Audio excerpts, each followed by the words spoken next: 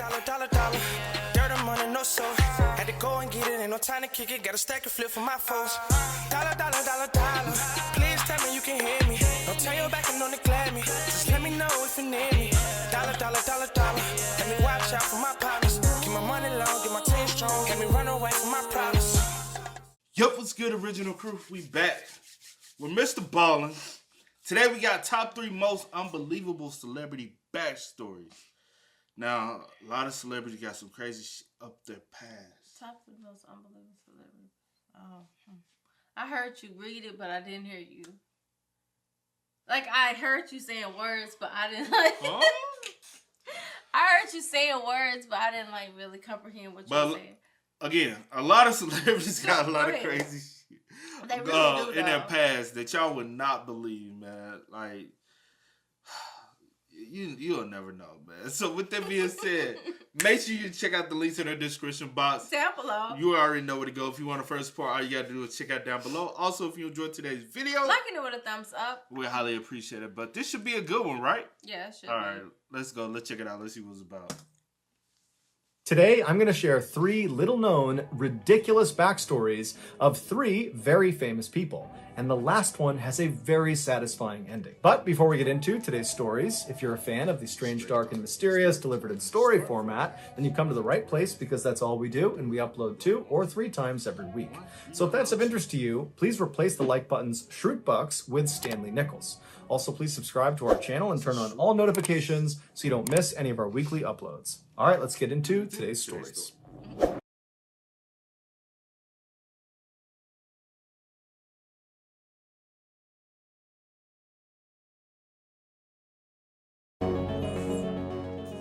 In 1971, a 19-year-old Irishman named William began studying physics and computer science at a university in Belfast, Northern Ireland. While he was certainly smart enough to complete the 4-year degree, after 1 year of being in the school, he decided to drop out because he felt like this was not the path he wanted to be on. So he moved back home to a town about 30 minutes north of Belfast, where he got a job as a forklift driver and truck driver for the Guinness Beer Factory. And while he loved this job, he still felt like this was not the path for him. He needed to do something more with his life.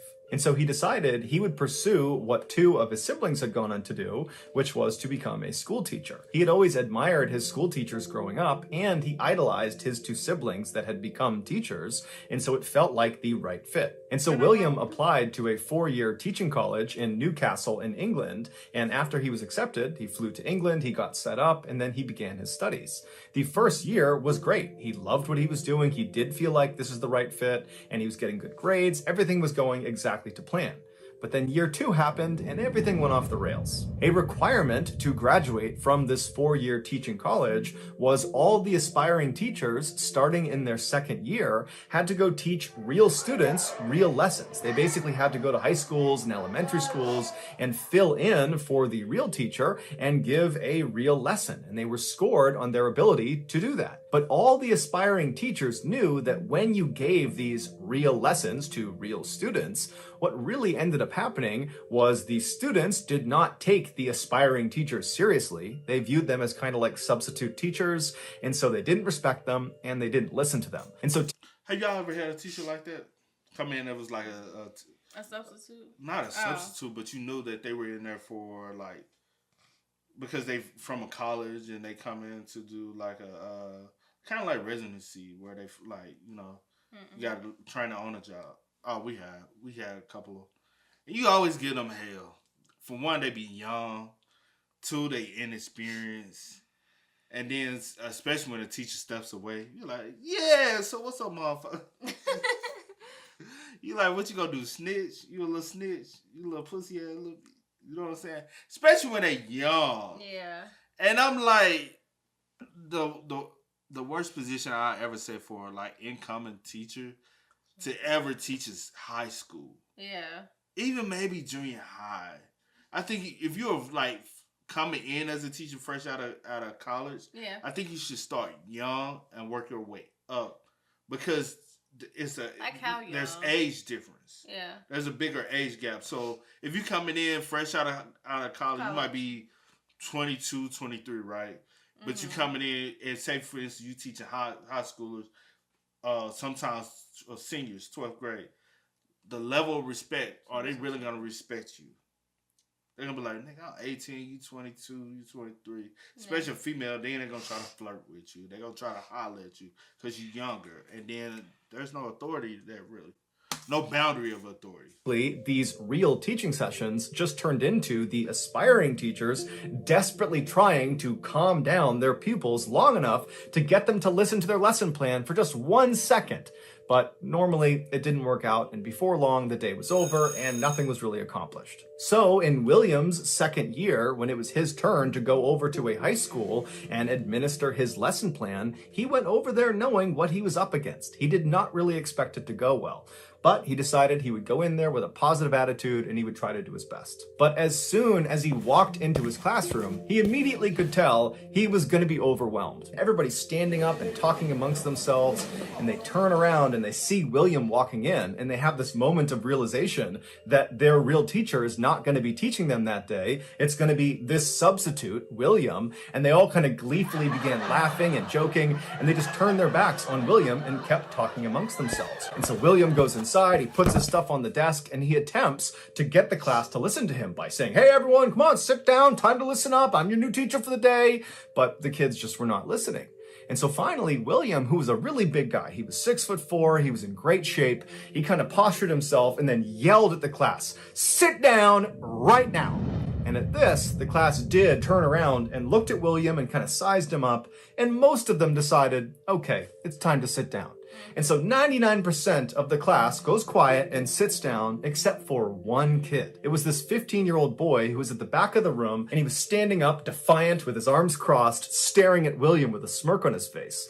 And all around him, all his cronies were sitting down, looking up at him, laughing, and kind of looking up at William and laughing at him, knowing that a confrontation was about to ensue. And so William is staring at this kid, trying to get him to just sit without saying anything, and this kid is just mean mugging him with his arms crossed, and nothing's happening. And so William walks right up to him and kind of leans over his shoulder and says, you need to go out in the hallway right now. I will meet you out there. And then William turned around and started walking back towards the front of the room, expecting this to have worked, that this 15-year-old kid would have just followed right along and he'd walk right out to the hallway and that would be that. But when he turned back around again, the 15-year-old kid had not moved. He was still standing in the back of the classroom, arms crossed, staring up at William, basically saying, make me. And at this, William lost his mind. He was so mad and so frustrated at how unbelievably disrespectful this kid was being, and really the whole class was being to him, that he just kind of lost it. And he ran up to this kid in the back of the room and he gets right up in his face. And remember, William is 6'4". He's a big guy. And he gets right in the kid's face and he's like, get out in the hall right now. And this kid doesn't flinch. Instead, he reaches into his pocket and pulls out a knife and he holds it right up against William. And William, without any hesitation, just winds up and blasts this kid across the side of the head, sending him flying over a kid sitting at a desk. He goes flying over this kid and crumples into the corner. And then when he stands up, he drops the knife and puts his hands up and he's like, okay, I'll go out in the hall. And William's like, go out in the hall right now. And so the kid ran out of the classroom, he goes out into the hall, and the whole class is totally silent. No one even wants to look up at William. They're all kind of just looking down at their desk, trying to be as quiet as possible. And William walks back to the front of the class and proceeds to teach the rest of the lesson. As soon as the high school learned that this aspiring teacher, William, had basically knocked out one of their students, even though it seemed like it might have been a little bit deserved, they immediately told the teacher's college, and the teacher's college immediately expelled William. And so now William is suddenly jobless and he's kind of lost again in the world. He doesn't know what he wants to do now because he really had committed to being a teacher. And so he goes back to his home in Northern Ireland and he begins thinking about, what is he going to do next? And he keeps having this thought that he should pursue this thing that he's always been interested in, but he had never taken seriously because it felt so risky. But now that basically everything in his life had fallen apart, he had nothing to lose. So he decided, what the heck, I will do the thing that I've always wanted to do. And that was stage acting. And so he went and auditioned with a local theater company in Belfast. He was accepted into the theater troupe. And then 4 years later, he was discovered performing on stage by a Hollywood filmmaker. And they cast him in a movie. And the rest, as they say, is history. William Neeson, better known as Liam Neeson, would go on to star in dozens of huge movies and TV shows. And he's probably best known known for his epic role in the movie Taken, where he is this CIA operative with a particular set of skills. And in this movie, he punches a lot of people in the face, just like when he was a teacher. Shout out to that! Yeah! That's my guy! I like He's a great him. actor, yeah. Good thing it didn't work out. What you I saying? would hate for him. He don't. Could I see him as a teacher? I can see him as a teacher. I could see him as a teacher, but I like him as an actor though. Let's see what type of teacher I can see him as. History. Yeah, history. I can see him as a history. I do Or see him. English. I do see him as a strict teacher too, though. Kind of strict, yeah. Yeah, like very. He gotta have like yeah. Very stern. But Yeah. but once you, but a good person, you know, like them Nah, good teachers, like them, nah, like I'll they be nice. like- Because I had a teacher Because like everybody ain't gonna like him. That's what I'm just. I don't want you well, to. okay. I ain't got time to trip down memory First of lane. all, I'm about to go trip down memory lane. did. You It's- do it's it. a Why I little- can't do it? nah, Come it's a on, little- let's get it. it's a Let's little- go. You see the time? Anyway, let's go. I wasn't even about to do that. But anyway, Yeah, you was. I wasn't. In 1963, when Tim Dick was just 10 years old, he went over to his friend's house and he snuck a bottle of whiskey from one of their shelves. He pulled it out and he poured himself a full glass to the brim with whiskey, and then he downed it in one huge gulp. Tim had grown up idolizing cowboys on TV, and every time he watched them, they would come galloping into some town, they would go into the saloon, and they would sit at the bar just throwing back shots of whiskey. And so Tim always assumed whiskey must be this totally amazing, refreshing drink for these guys to be drinking it out in the heat of the desert. But unfortunately for Tim, after he slugged this huge glass of whiskey, it was not refreshing. It tasted like gasoline, and his chest felt like it was on fire. But instead of being turned off by alcohol and waiting until he was older and of age to try it again, Tim instead thought, you know what? The next time I have whiskey, I just need to water it down a little bit. And so for the next year, Tim continued to periodically sneak whiskey out of his friends' cabinets, and he would drink this watered down whiskey. And then, when he turned 11 years old, his father, who he was very close with, died tragically in a car accident. And Tim really didn't have a good way to cope with the grief of losing his father, and so he turned to drinking even more than he already was. And before long, Tim was like this young kid who basically was an alcoholic.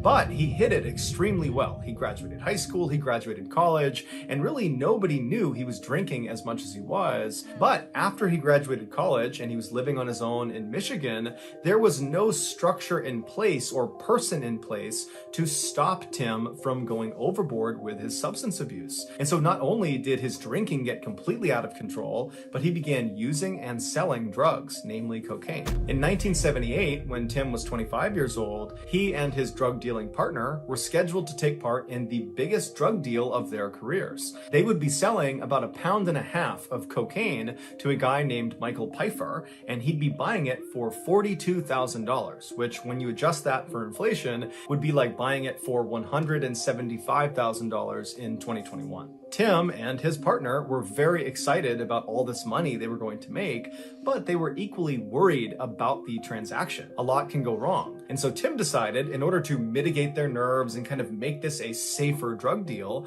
he decided they would do the transaction inside of a public airport, because Tim had seen that done on TV and believed that would give them an additional layer of safety. And so on the day this deal is going to take place, Tim takes the 1.5 pounds of cocaine, he puts it inside of a brown Adidas gym bag, and he also throws a key lock inside of this bag. He zips it up, he walks outside, he dumps the bag in the back of his car, and he drives to the Kalamazoo International Airport in Michigan.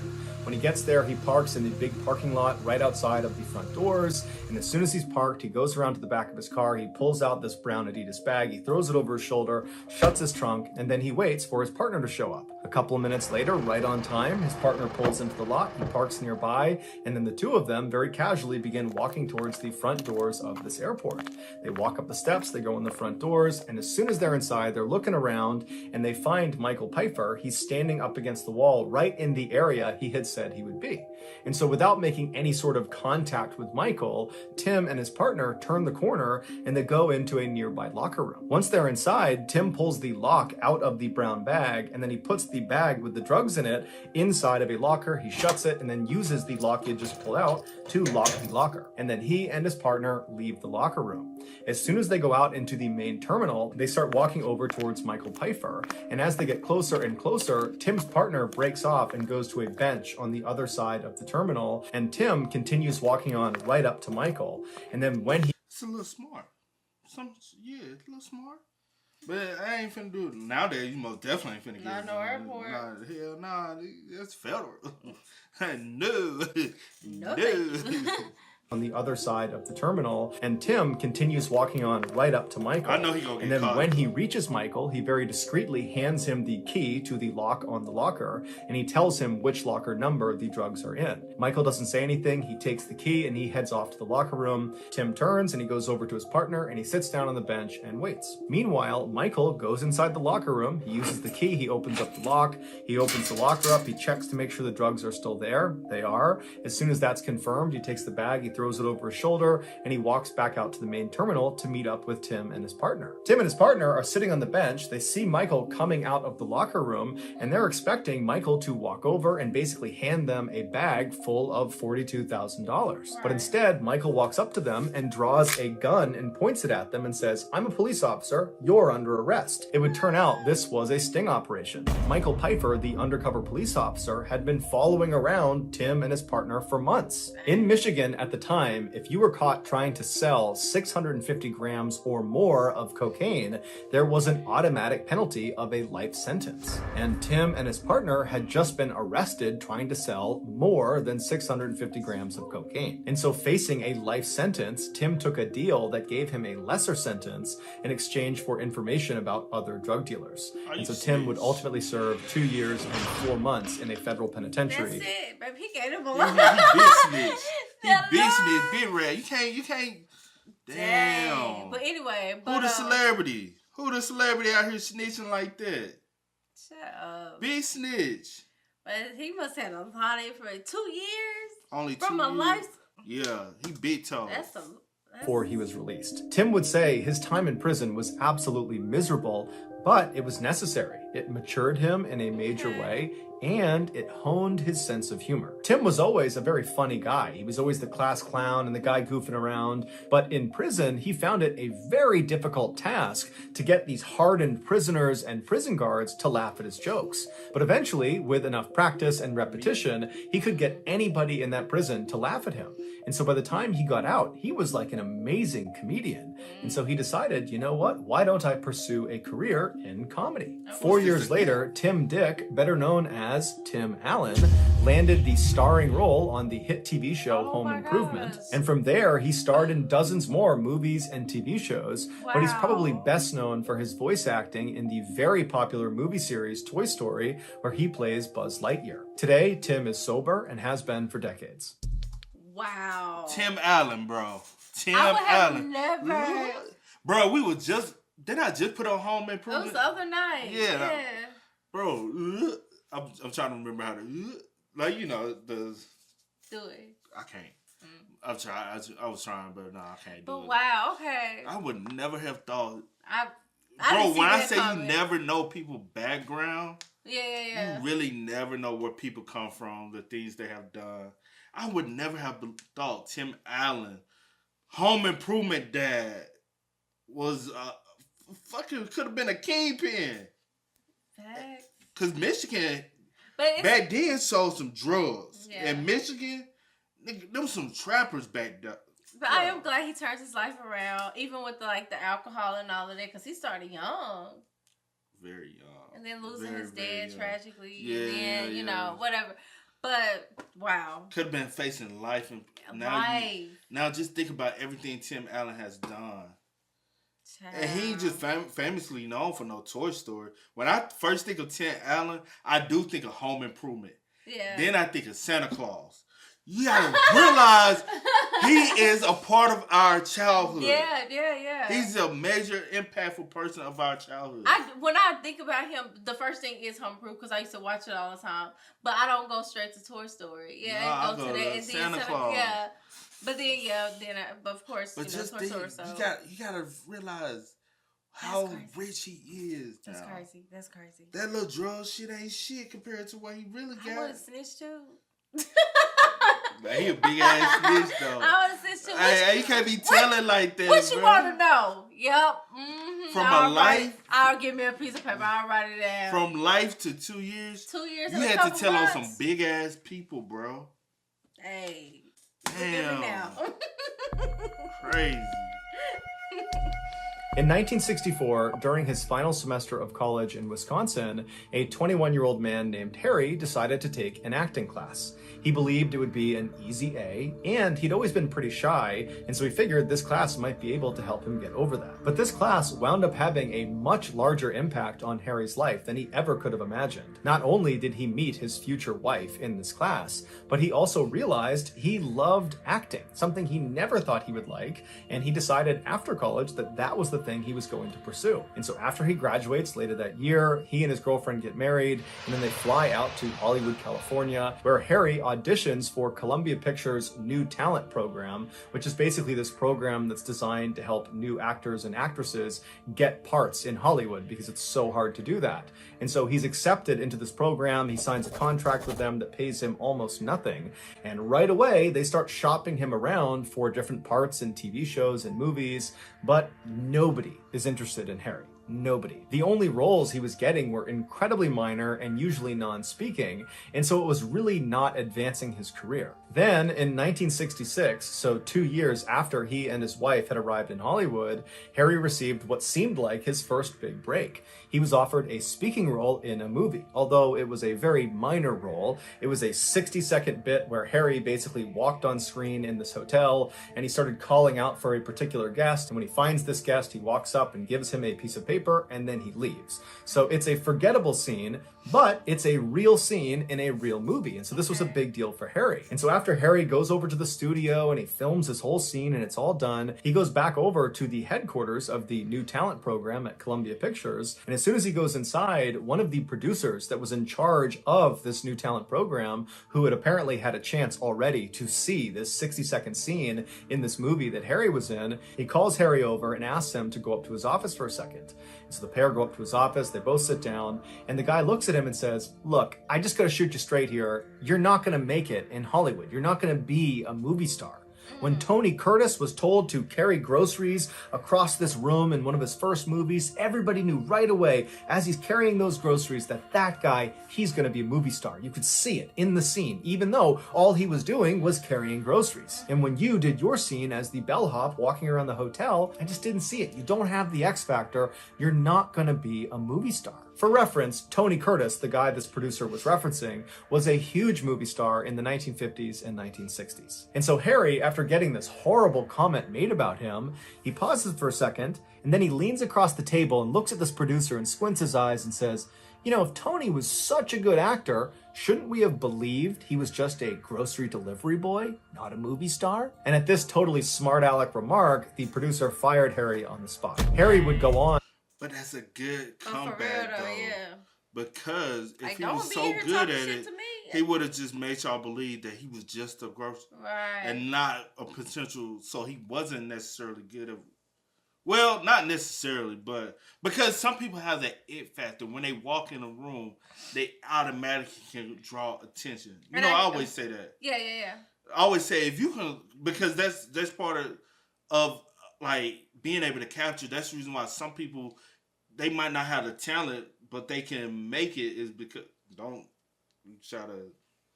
Nah, for real. Cause you were finna say something too. No, I wasn't. But if they can draw attention when they walk in a room, they have an it factor that a lot of people don't have. Most definitely. And some people just like just reference Denzel. Yeah. In the movie I showed you. Yeah.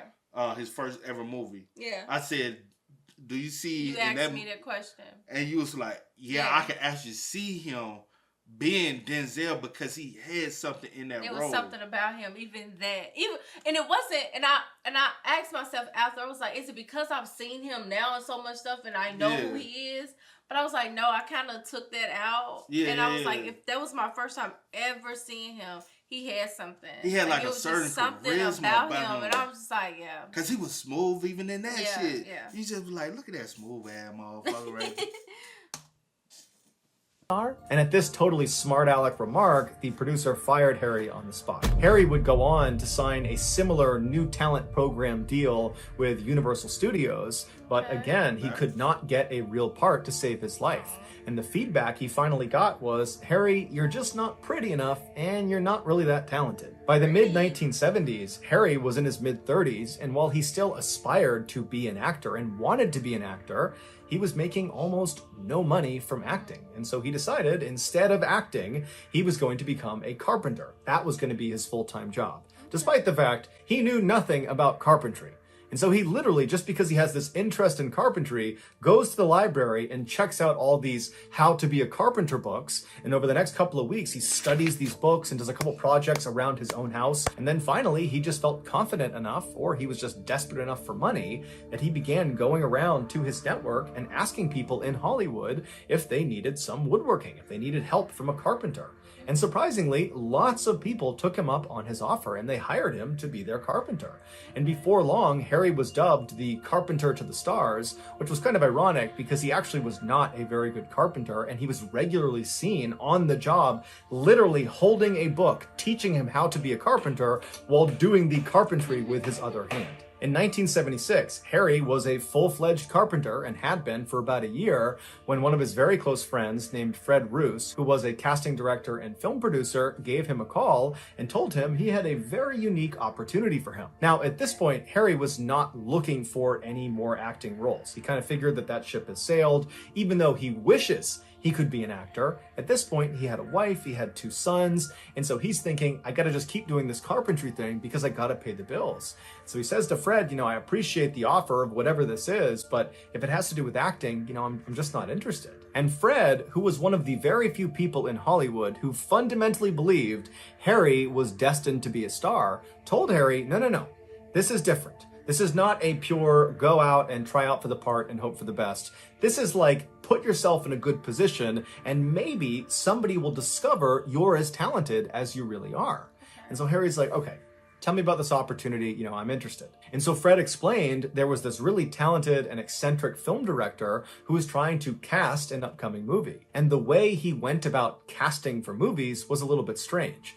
Instead of having each of the actors and actresses show up and individually audition for their parts, he would group batches of actors and actresses, and he would have them audition as a group, because that way he could tell if there was chemistry amongst some of the actors and actresses, and he could gauge their individual talent. And so he had all these groups already planned out, but one of the groups was missing one male actor. Somebody had dropped out at the last minute and was not going to be there on the day of the audition. And so when Fred Roos heard through the grapevine that this director was going to be short this one person, he immediately reached out to the director and said, hey, I got your guy. There's this guy, Harry. He's done a little bit of acting. He's incredibly talented. You got to give him a chance. At the minimum, he can come in there and he can at least just read the lines and help you do this audition. But I know he's available that day and I know he would love to help.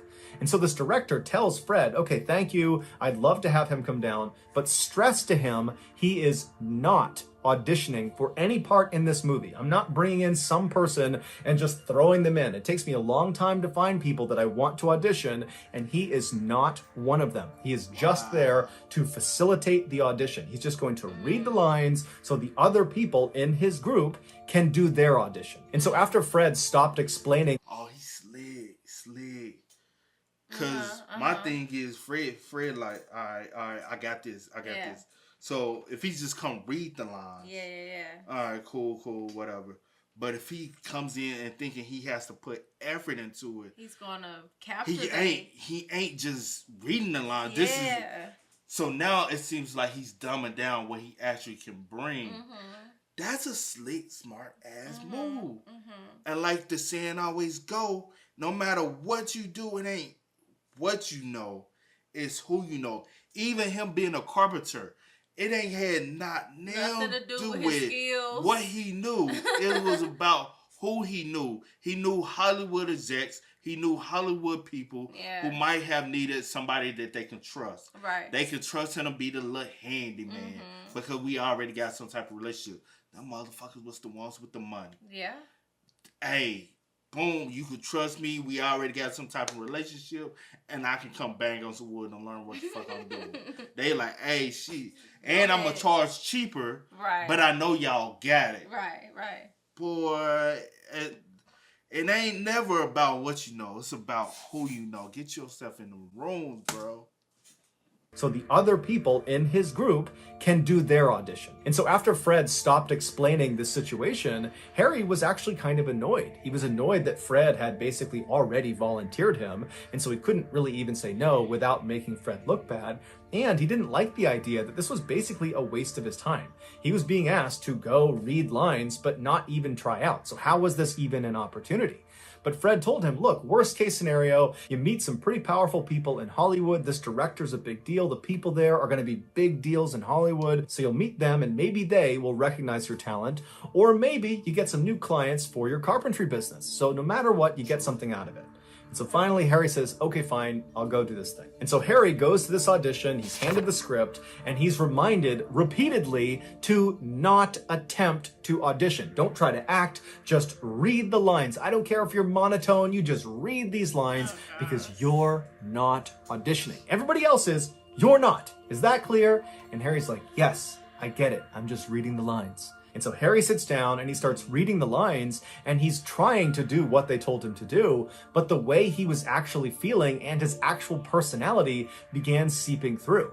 He started coming off as this really grumpy and sarcastic guy that just didn't care about anybody there. He was just totally bitter that he was in the situation he was in. And apparently, this is exactly what the director was looking for in one of the characters he was trying to cast. That kind of nonchalant, bravado, macho, alpha type guy who just didn't care about anybody. And so over the course of the day, as he's reading the script over and over again, not caring at all about how he's performing, he's just simply reading these lines and just being himself, he was actually doing this amazing job portraying one of the characters. And so they let Harry go the whole day. No one told him they were looking at him as a potential character. And then at the end of the day, when Harry was about to just throw the script in the trash and leave without talking to anyone, the film director, better known as George Lucas, walks up to Harry, better known as Harrison Ford, and says, wait a minute, I was wrong.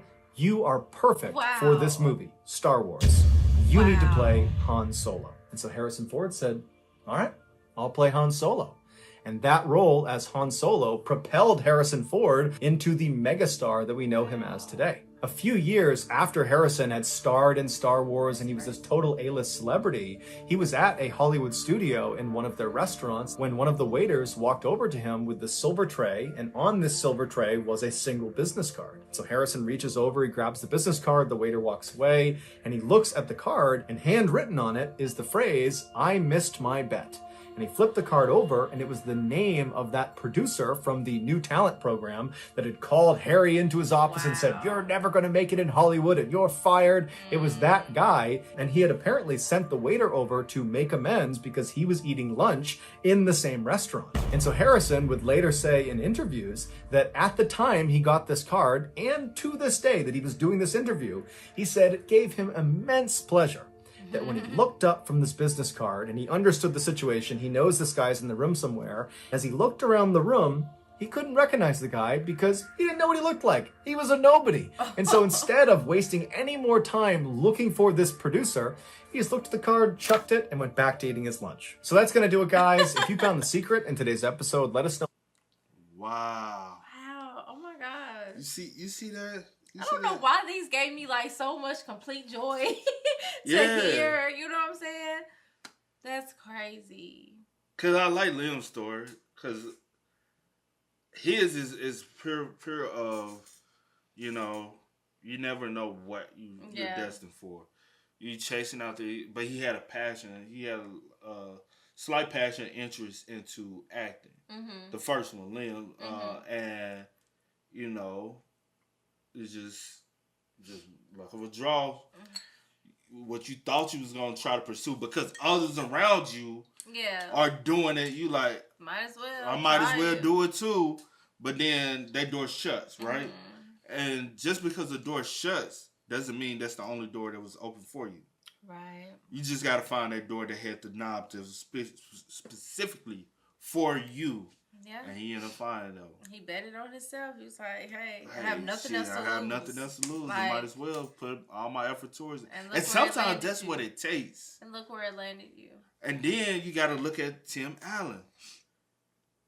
Like, what you were already naturally... Because everybody thinks... A lot of people think they can be a comedian, right? Mm-hmm. I know people who go into things and think, hey, I can make people laugh. I can do this career as a comedian. Me, I tell jokes here and there. Some people say I try too hard. I just naturally just joke. Yeah, I'm just a naturally joker. I don't want to be a comedian. That I just know, but I just like making people laugh. I like having a good time, but I don't want to be a comedian. Being goofy. Yeah, I'm a goofy person. A kid, the name Kid. I kid around a lot. Yeah. I'm just a natural kidder, jokester. Sometimes it's hard for me to take shit serious. That's what it is. But he's naturally was good at making people laugh. Mm-hmm. Unfortunately, he had 2 years to waste of learning how to really make the whole room laugh. Yeah. Instead of just making people laugh, he said, all right, let me tune in to make everybody. Also, you got to look at it like this. If I can make everybody laugh in this motherfucker, ain't nobody gonna bother me. Yeah. So, like I can keep y'all. Guy. He's off limits. Yeah, he's the cool guy to make everybody laugh.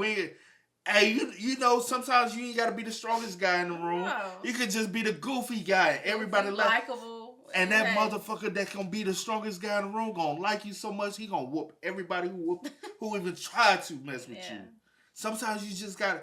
And so, to be real, a lot of times some of our best people in the world come from behind those jail walls because they have had the time to sit there and think. Those are the ones who can reconfine who they are and while they're behind and get really reinstitutionalized and become a better person. Yeah.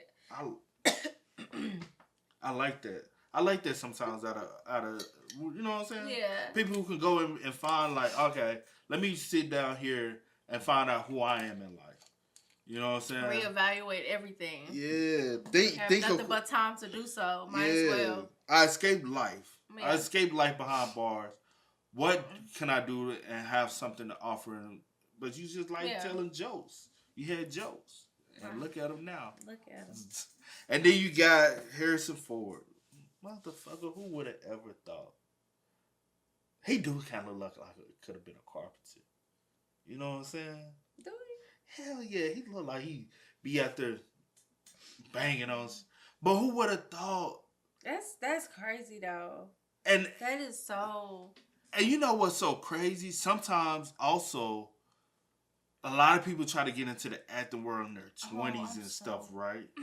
Sometimes you have to wait until you're in your 30s and 40s because now you look mature. And some people don't get into their look and their image and their characters until they're older, right? Yeah.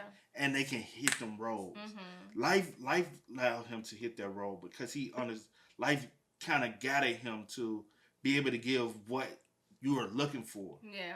And it's just access to the rooms. I liked all three stories, but it's something about his because it was almost like, and the thing with his was like, you started to do something totally different now. It was just kind of like a luck of like your friend even thinking about you to call you to be like, hey, and then you going in to just read lines, like you just there, not even like, okay, I'm about to go back home, whatever. And the entire time, it's like you were like kind of, you know how you like some people say like you're put in certain rooms or certain situations, you don't really know like what you're going to get out of it. Yeah. And like with his, it was kind of like, hey, I'm here, I'm reading these damn lines, don't want to be here because I already know I ain't gonna get the damn job, so why you wasting my time? But all along, that's what they were looking for without you even knowing. You just being yourself in the moment because that's how you feeling right now. Yeah. You know what I'm saying? But anyway, and it landed him this wonderful career that, you know, but one thing I was going to say is because one thing he did for sure. Oh, okay. That, in Harrison's case, it doesn't seem like he faked that work. Nowadays, in the entertainment business, because I've seen it from college all the way up to now. I've seen the fake network. Yeah. It's not people truly wanting to build some type of network with you or even build a relationship or a friendship. Yeah. Because because some people can read that, hey, I ain't really fucking with you because, you know, that you ain't being genuine. Yeah. It seems like he was always genuine. He was always him. And so a lot of times in the entertainment business, no matter what level you are at, whether it's music, acting, Broadway, all types of entertainment goes on. Be genuine. Be who you are. Even when it comes down to YouTube, be genuine. Definitely. Be a genuine individual. Those people will always think about you. Yeah. They be like, who is that guy? Like, we just got a message literally on one of our videos. Dude said, hey, I just came across you. Is you this guy? I remember where... Like, we worked together, probably 4 to 6 months. Mm-hmm. But he like, hey, I remember you. Like, you did... Like, I'm like, yeah, bro. Like, oh, because I'm like... When I say, like, I met celebrities, I know famous people that y'all know of. Like, at the end of the day, it's about... I always was genuine. Yeah. You know what I'm saying? And I recently came across a person who... You know, like, I've seen people who want to reach out to you, try to network with you, just because they want to use you or think they got access to use you. Yeah. And it's like, all right, you're not being genuine. I can already read you. I already know you fake. Yeah. And if I even got an access door for you, you'll be the last person I'll call on. I'll call on somebody who I know is genuine, who I know work hard, who I know probably has what it takes, but nobody's looking at them. Mm-hmm. And I would recommend that person before I recommend you. You know? It just takes about being genuine, networking, building real relationships. Because when Fred called, if the relationship was fake, he would have been like, Fred, I'm not your guy. Yeah. Like, I'm done with it. But because they have a real, genuine relationship, Harrison said, I can't make this guy look bad. Yeah. So I'm going to do it, even though I know it's taking away out of my time. Mm-hmm. But it seems like they had a deeper relationship than just being network buddies, or they had like some type of respect, mutual respect, friendship. And friendship might be too useful a word, but they had some type of bond right there where he was like, I'm not going to make Fred look bad, even though I'm pissed off about the situation. Yeah. And look at the outcome. So, hey, man, it's a lot of information you can take from this. From great each stories, though. Great stories. Great backstory. Which one shocked you the most, though?